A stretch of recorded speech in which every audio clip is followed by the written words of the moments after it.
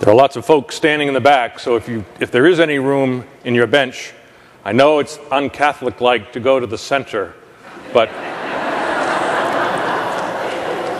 if you could, that'd be appreciated.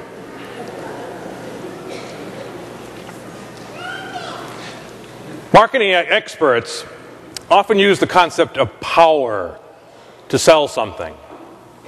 We have powerful cleaning liquids, or even power drinks.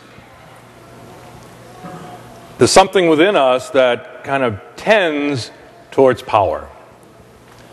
And yet the second reading today from Corinthians turns that right on its head.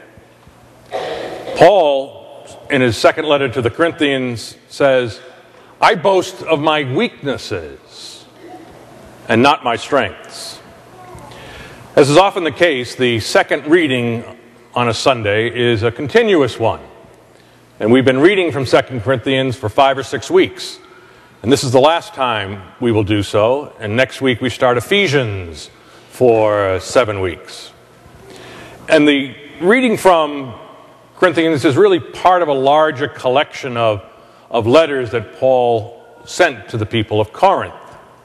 And in this section he's talking about his qualifications as a teacher and an apostle. Apparently some other teachers had been in the city, and he was trying to compare his credentials to theirs. But he does this in a strange way for us, perhaps, because when we're trying to convince people of our worth or our credentials, we're talking about our qualifications, what we can do. Imagine going on a job interview, and the one who's interviewing says, well, tell me about yourself. And you start, well, here are some of my weaknesses. The interview will be over very quickly. But Paul's boast about his weakness is connected with his wish to have the power of Christ, the grace of Christ, work through him. He talks about having this thorn in his side. And commentators can never quite agree on what it is, but we can say that it's at least a difficulty, a physical, or some would say even a moral weakness that Paul says, I've begged the Lord to take this away from me, and each time God says to me, it's in your weakness that I am strong. We too have to admit that we don't have ultimate control over all things, not even over ourselves at times.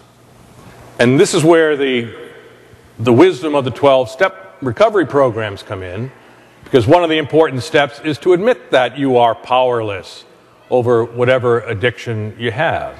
And you need to give yourself over to a higher power. And we would call that God or Christ. It's the same in our faith relationship. We have to admit that we're powerless to overcome things, but if we turn ourselves over to God, then we might be able to get rid of the thorn that is in our side. It might be selfishness or impatience, or holding a grudge for years, or for lack of respect for myself or for others. We need to admit the presence of our weakness and to ask for God's grace to overcome it. Perhaps we can sing along with Josh Groban when he says, you, and we could say it referring to God, you raise me up so I can stand on mountains. You raise me up to walk on stormy seas. I am strong when I am on your shoulders.